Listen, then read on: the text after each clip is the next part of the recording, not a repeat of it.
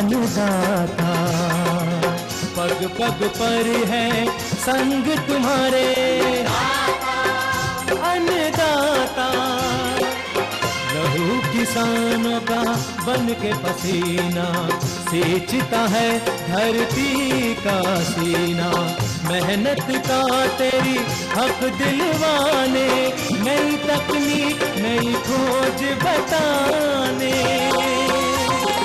पशुधन को गुणवान बनाना, पौध सुरक्षा को सिखलाना, खेती के सब गुर समझाने, भारत का सरताज बनाने। आठों पहर है संग तुम्हारे अन्नदाता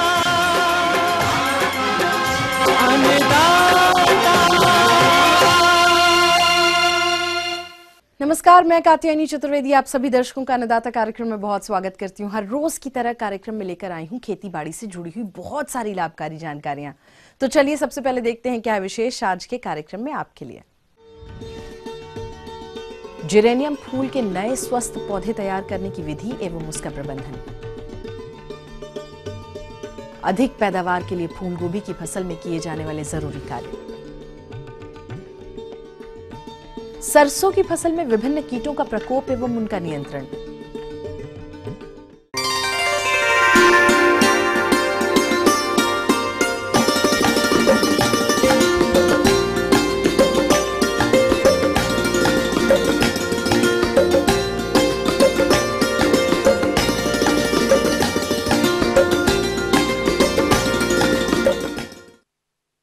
फूलों की बढ़ती मांग के कारण प्रदेश के बहुत सारे किसानों का रुझान फूलों की खेती की तरफ बढ़ रहा है। यहाँ अगर बात की जाए जिरेनियम फूल की, तो ये विभिन्न रंग के फूलों के कारण अपना एक अलग स्थान रखता है। इसलिए जो भी किसान जिरेनियम की खेती करना चाहते हैं तो वो इसके नए स्वस्थ पौधे किस विधि से तैयार करें और बाद में उनका प्रबंधन कैसे करें। आइए जानते हैं डॉक्टर वाई.एस. परमार उद्यानिकी एवं वानिकी विश्वविद्यालय नौणी सोलन की वैज्ञानिका डॉक्टर सुमन भाटिया से।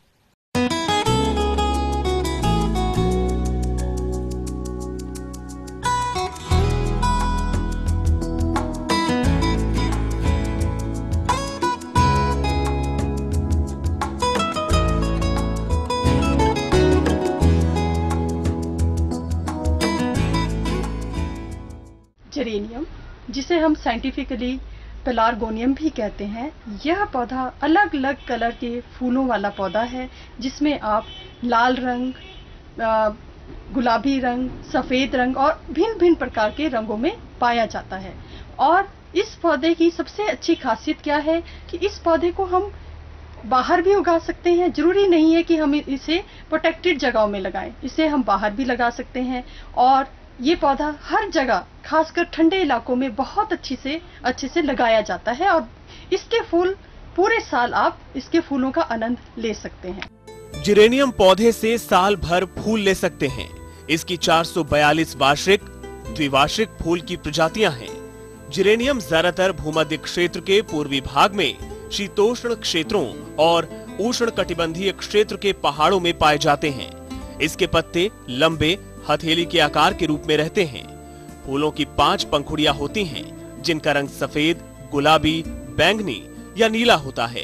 किसान भाइयों, जैसे मैंने आपको बताया कि इस पौधे से आप अलग अलग रंगों के फूल प्राप्त कर सकते हैं और यहाँ तक कि आपके जो ठंडे इलाकों के किसान भाई हैं वो इसे आमदनी के तौर पे भी उगा रहे हैं, क्योंकि यह पौधा मल्टीप्लाई प्रोपेगेशन के लिए भी बहुत आसानी से इसको हम डिफरेंट अलग अलग तरह के पौधे बना सकते हैं और इसकी तकनीक, प्रोपेगेशन की तकनीक बहुत ही आसान है। अब देखेंगे गमलों में जिरेनियम को कैसे लगाया जाता है। एक पौधे से कम 20-25 पौधे बहुत आसानी से बना सकते हैं और ठंडे इलाकों में यह पौधा बहुत ही अच्छे से चलाया जा सकता है। इसकी प्रोपेगेशन हम आमतौर पर कटिंग्स, जिसे कटने भी कहते हैं, कटिंग्स द्वारा की जाती है और बीजों द्वारा भी की जा सकती है। लेकिन कमर्शियली, व्यावसायिक तौर पर इसकी प्रोपेगेशन हम कटिंग के द्वारा करते हैं। इसमें हम क्या करते हैं कि आप पौधे के जो शीर्ष वाली शाखाएं हैं उसको काटते हैं और उन शाखाओं को काटकर नीचे के पत्ते निकालते हैं और फिर हम किसी रूटिंग हार्मोन में उसको डिप करते हैं। इसमें हम आमतौर पर NAA केमिकल यूज करते हैं। उसमें हम उसका केमिकल का घोल बनाते हैं 500 ppm पर, और उसमें हम उसको डिप करते हैं, कटिंग को डिप करते हैं, और फिर उसको हम एक ग्रोइंग मीडिया या आप एक मिट्टी में लगाते हैं। एक मात्रा मिट्टी की रखते हैं एक भाग, और एक भाग हम रेत का रखते हैं, और एक भाग हम FYM जिसे हम खाद भी कहते हैं, गोबर की खाद, उसका रखते हैं। और उसमें हम उस कर्तन को, उस कटिंग को डिप करने के बाद उसमें लगा देते हैं। और आमतौर पर यह प्रक्रिया हम बरसातों के मौसम में करते हैं।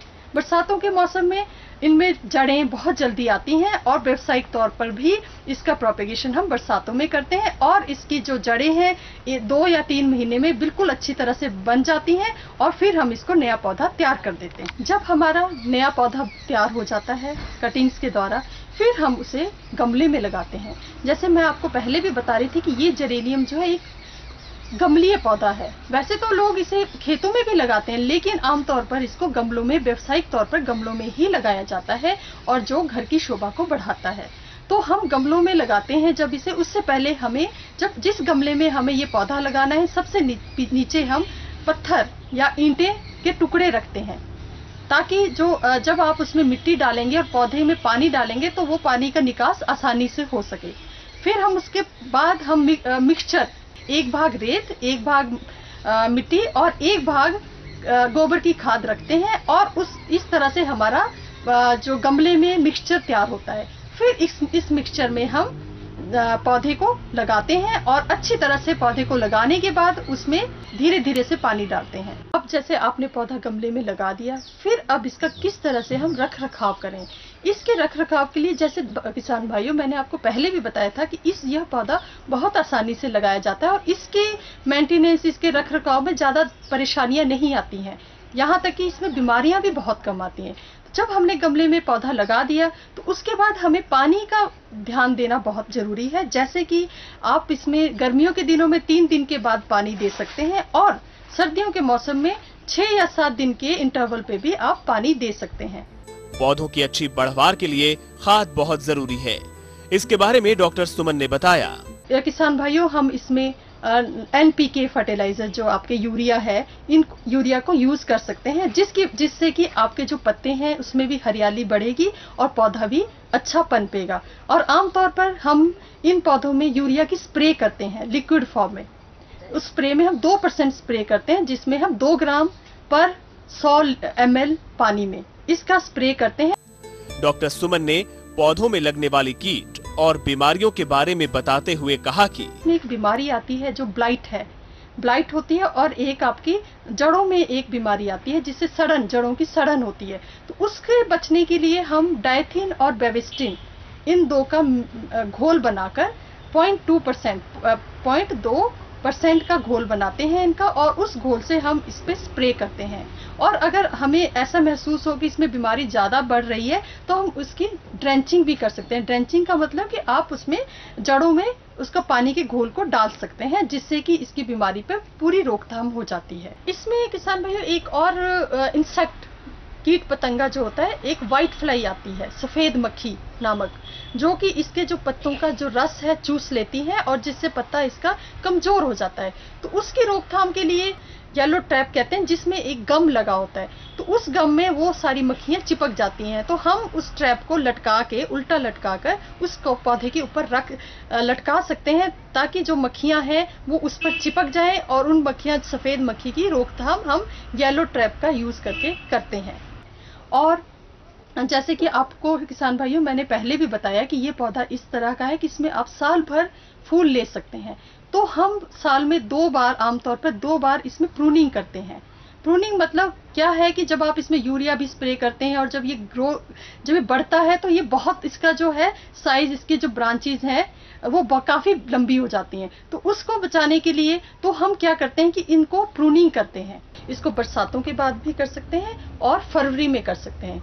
अगर आप प्रूनिंग को, अगर हम टाइम टू टाइम करते रहेंगे, तो इसमें हम पूरे साल फूल प्राप्त कर सकते हैं।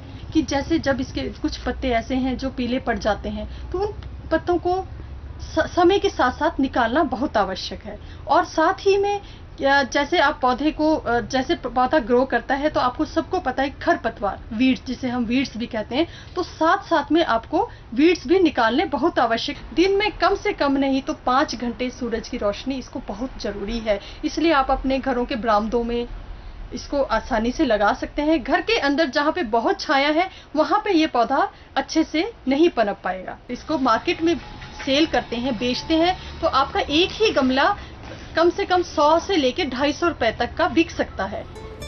इसके अलावा इसका कटिंग निकालकर नर्सरी भी लगाई जाती है, जिससे किसानों को अच्छा मुनाफा हो सकता है।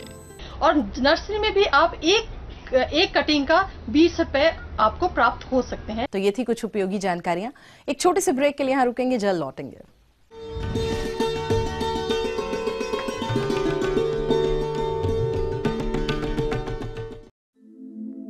दुनिया के नक्शे पर यह है इंडिया मेरी जान।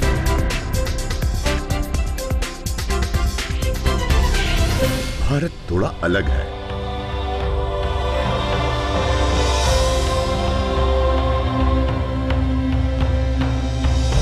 देखा आपने,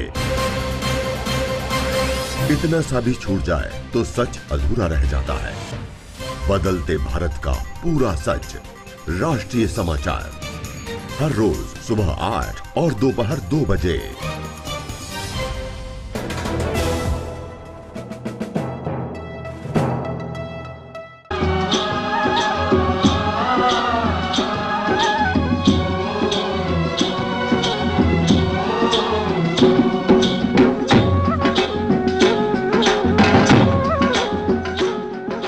ब्रेक के बाद आप सभी का एक बार फिर से अन्नदाता कार्यक्रम में बहुत स्वागत है। बढ़ते हैं अपनी अगली प्रस्तुति की ओर।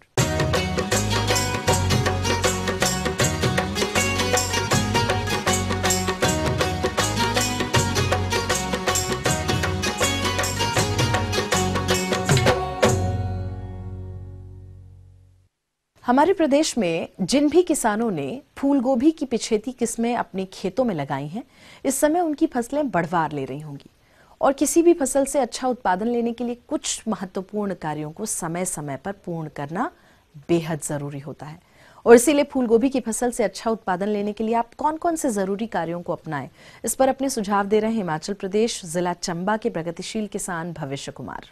प्रदेश में किसान बेमौसम में गोभी वर्गीय सब्जियों की खेती करके काफी मुनाफा कमाते हैं। और हिमाचल प्रदेश के जिला चंबा में रहने वाले किसान भविष्य कुमार ने भी फूल गोभी की फसल लगा रखी है। उन्होंने अपनी फूल गोभी की फसल के बारे में जानकारी देते हुए बताया कि ये गोभी मेरी जो है इस टाइम 1.5 महीना 40-45 दिन की हो गई है और ये लगभग 80-90 दिन में तैयार हो जाएगी। यानी कि फरवरी एंड मार्च स्टार्टिंग में या अप्रैल तक ये मेरी खेती चलेगी।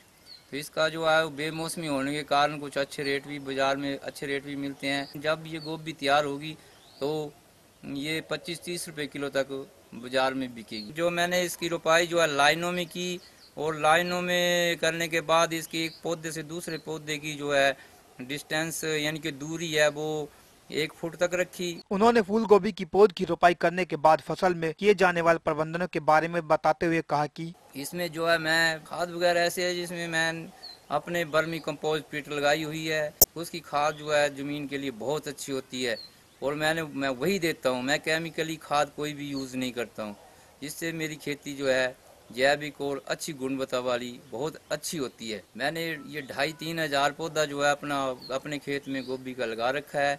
हफ्ते में 1 बार या 2 बार इसकी सिंचाई करता हूँ और उसके बाद इसमें खाद वगैरह और इसकी निदाई गुडाई करता हूँ। ये फसल जो है मेरी जो फरवरी एंड मार्च स्टार्टिंग में या अप्रैल तक ये मेरी खेती चलेगी। भविष्य कुमार जी ने अपनी फसल की पैदावार को बाजार में बेचने के बारे में जानकारी देते हुए बताया कि हमारे यहाँ चंबा में जो है रेट जो है गोभी के अच्छे मिलने शुरू हो जाते हैं। यानी कि 20 रुपए से शुरू होकर 30 रुपए 35 रुपए तक जाते हैं।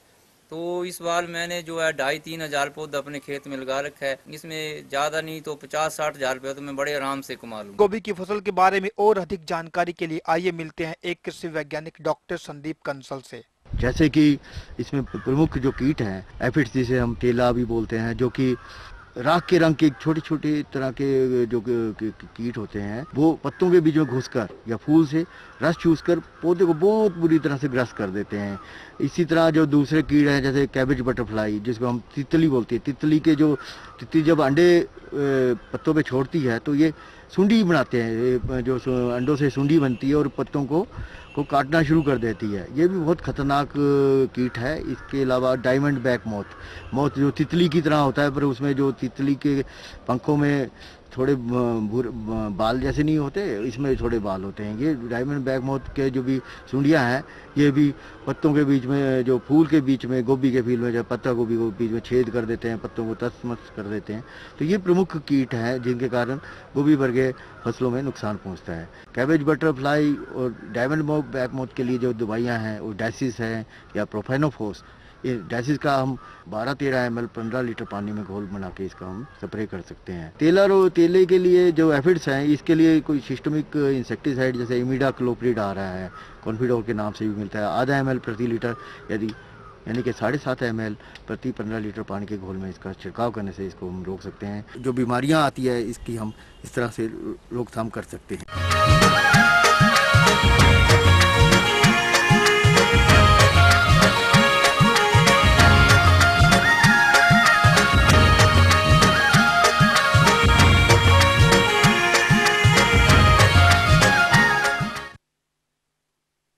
सरसों की बुआई जिन किसानों ने समय से की थी उनकी फसलों में अब फलियां बनने लगी हैं, और जिन्होंने देर से सरसों की बुआई की होगी उनकी फसलों में अभी फूल बनना शुरू हुआ है। यदि इन दोनों ही अवस्थाओं में कीटों का प्रकोप हो गया तो फसल से मिलने वाली पैदावार कम हो जाएगी, और इसीलिए इन कीटों से आप अपनी फसल को कैसे बचाएं, इस विषय पर विस्तार से बताने के लिए आज हमारे साथ हैं एक कृषि वैज्ञानिक डॉक्टर हेम सिंह यादव। किसान भाइयों, में आज आपको सरसों में लगने वाले प्रमुख कीट और उनके प्रबंधन के बारे में जानकारी देने जा रहा हूं। यदि जो किसान भाई ने सरसों की फसल लगा रखी है उसमें कीट प्रबंधन करेंगे तो वो अधिक से अधिक लाभ प्राप्त कर सकते हैं। सरसों की फसल को हानि पहुंचाने वाले कीटों में से एक है बालदार सूंडी। ये कीट पीले अथवा नारंगी रंग की होती है और इसके शरीर पर घने काले बाल होते हैं। ये सूंडी पौधों की पत्तियों को खाकर नष्ट कर देती है, जिससे फसल की बढ़वार में तो बाधा उत्पन्न होती ही है, साथ ही इसका अत्यधिक प्रकोप होने पर पूरी फसल ही बर्बाद हो जाती है। तो कैसे बचाएं इस कीट से सरसों की फसल को? तो उस सिचुएशन में यदि वो कीट है तो उसके लिए कोई भी एक जो पाउडर आता है, डस्ट आती है, तो उसमें ले लें आप कोई भी डस्ट, 10 से 15 किलोग्राम डस्ट को, और उसमें बुरकाव करें तो उस कीट का प्रबंधन किया जा सकता है। हमारे किसान भाई खेत के चारों तरफ ट्रंच खाई भी बना सकते हैं और उसमें पानी भर दें और उसमें कोई भी इंसेक्टिसाइड, डाइमेथॉयट या कोई भी डाल दें, जिससे कि जो सूड़ी है बालदार वो जमीन पर चलकर ही आती है। जब वो खेत के अंदर घुसेगी तो उस खाई में गिर जाती है, फिर वो उसमें जो पानी भरा हुआ है और इंसेक्टिसाइड पड़ा है उसमें मर के उसे मैनेज किया जा सकता है। अब किसान भाई, हमारी जो फसल है थोड़ी बड़ी हो जाती है तो उसमें जो फलियां बनने और फूल आने की अवस्था है उसमें माहू चेपा कीट का प्रयोग होता है। सरसों की फसल में लगने वाला दूसरा हानिकारक कीट है माहू, जिसे एफिड के नाम से भी जाना जाता है। इस कीट का प्रकोप खासकर ठंड के मौसम में जब वातावरण में नमी अधिक होती है तब देखने में आता है। ये हरे मटमैले भूरे रंग का छोटा कीट होता है। इसकी शिशु और वयस्क दोनों अवस्थाएं पत्तियों के कोमल भागों से रस चूसकर एक मधु स्रावित करती हैं, जिससे फसल में फफूंद का आक्रमण शुरू हो जाता है। इसके प्रकोप से फसल में या तो फूल बनते ही नहीं है, अगर फूल बनते भी हैं तो उसमें फलियां कम लगेंगी, और जो फलियां लगेंगी भी उसमें दाने कम बनेंगे, जिससे उत्पादन में भी कमी देखने में आती है। तो इस हानिकारक कीट से फसल को बचाने के लिए कौन कौन से उपाय अपनाएं? तो इस कीट के प्रबंधन के लिए हम डायमेथॉयट नामक दवा को 750 ml को 400 से 500 लीटर पानी में मिलाकर यदि 15 दिन के अंतराल पर 2 बार स्प्रे करें तो इस कीट का प्रबंधन किया जा सकता है। इसमें ध्यान देने योग्य बात और है कि इसमें एक इसी का प्रेडेटर कीट है, परभक्षी कीट होता है, जो लाल कलर का कीट होता है, जिसके पंखों पर 7 काले रंग के धब्बे पाए जाते हैं। यदि वो कीट आपके खेत में एक पौधे पर 10 से 15 कीट हैं या 7 से 8 कीट हैं तो हमें कोई भी प्रबंधन करने की ज़रूरत नहीं है। वो इसके छोटे कीटों को, माहू के छोटे कीटों को खा के नष्ट कर देता है, तो वो उसका प्रबंधन हो जाता है। क्राइसोपर्ला कार्निया का भी हम उपयोग कर सकते हैं, 2 से 2,500 ppb पर हेक्टेयर के हिसाब से हम उपयोग कर सकते हैं। नहीं तो हम जो दवाएं हैं इसमें लैम्डा साइलेथ्रिन ले लें इसकी 500 ml मात्रा 400-500 लीटर पानी मिलाकर हम इसका स्प्रे करें तो इस कीट के प्रबंधन किया जा सकता है। इस तरीके से किसान भाई यदि हमारे इन कीटों का प्रबंधन करेंगे तो मुझे आशा है कि इन कीटों का प्रबंधन किया जा सकता है, जिससे आपकी फसल को होने वाली क्षति से बचाया जाएगा और आपको अधिक से अधिक उत्पादन प्राप्त होगा, जिससे किसान भाई को अधिक से अधिक लाभ प्राप्त हो सकता है। धन्यवाद। आगे और भी कुछ रोचक जानकारियां हैं आपके लिए, लेकिन एक छोटे से ब्रेक के लिए यहाँ रुक रहे हैं, जल्द होंगे हाजिर।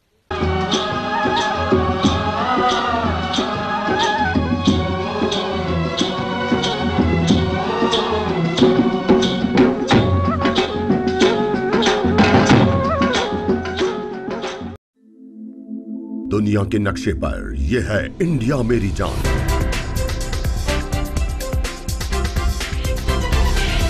भारत थोड़ा अलग है।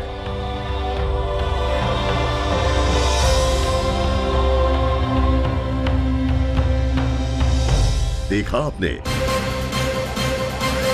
इतना सा भी छूट जाए तो सच अधूरा रह जाता है।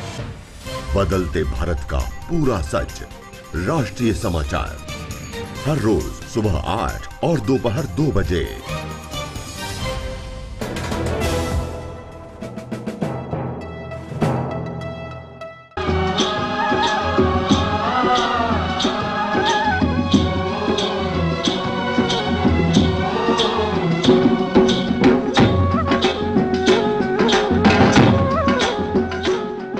ब्रेक के बाद आप सभी दर्शकों का स्वागत है। चलिए अब रुख करते हैं अपनी अगली कड़ी की ओर।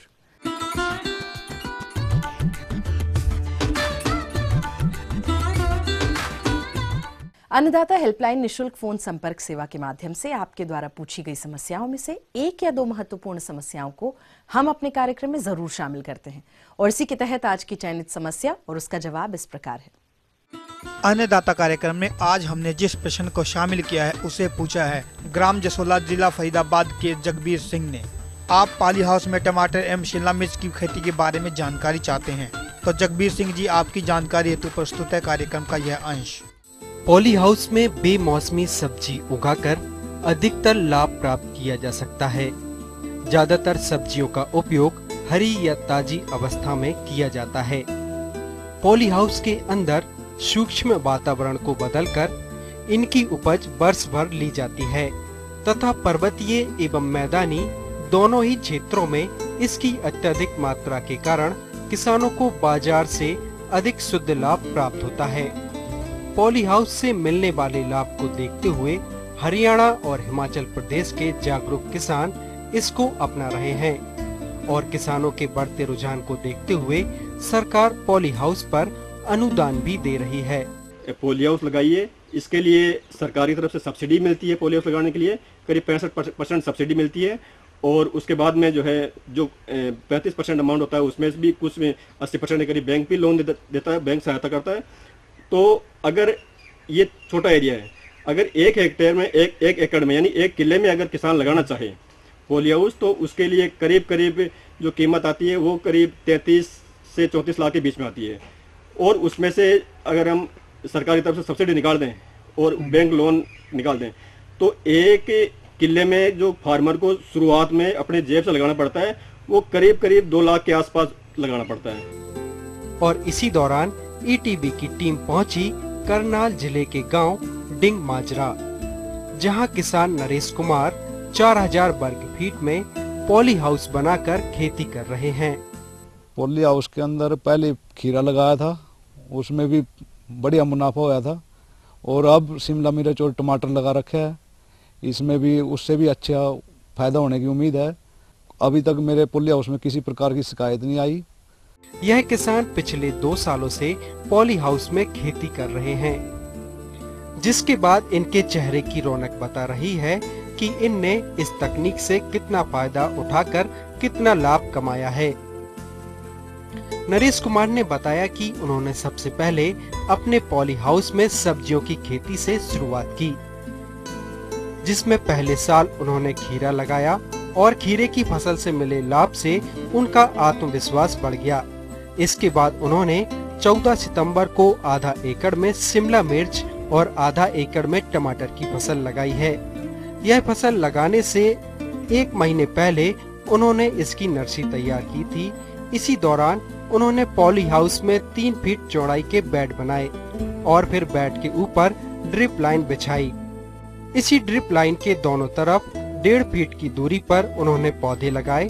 पौधे लगाने के 1 दिन बाद 250 ग्राम न्यूट्रीनान जैविक खाद का 120 लीटर पानी में घोलकर छिड़काव किया।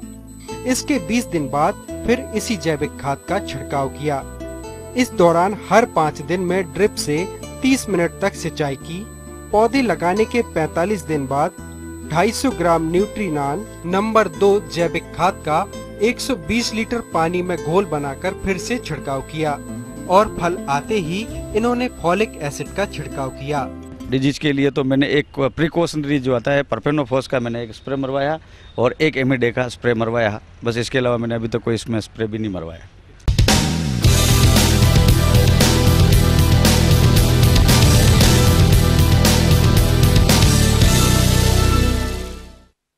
राज्य की विभिन्न मंडियों में कृषि उत्पादों के चढ़ते उतरते बाजार भाव की संक्षिप्त जानकारी इस प्रकार है।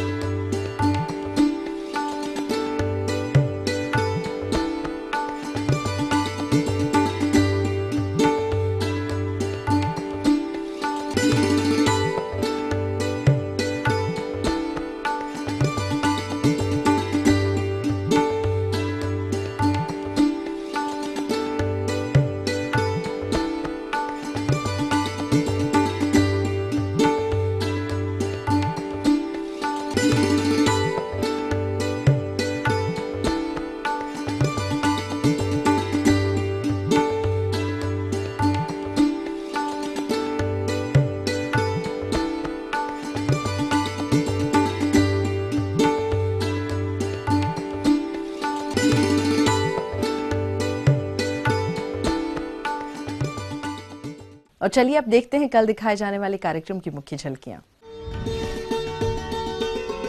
अधिक उत्पादन के लिए प्याज की फसल का वैज्ञानिक तरीके से प्रबंधन, किचन और टेरेस गार्डन की उपयोगिता और इसके लाभ।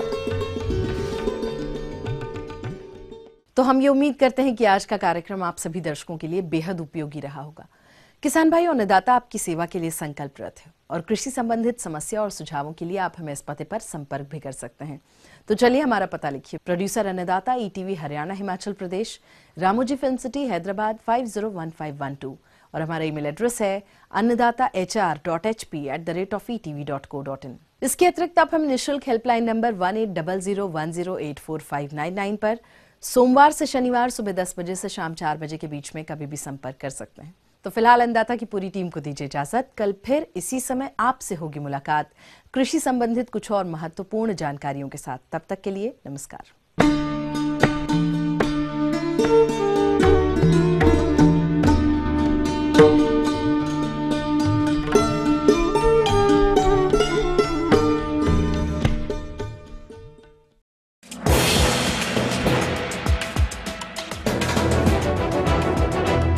आप देख रहे हैं ETV न्यूज हरियाणा हिमाचल प्रदेश, खबर ही जीवन है।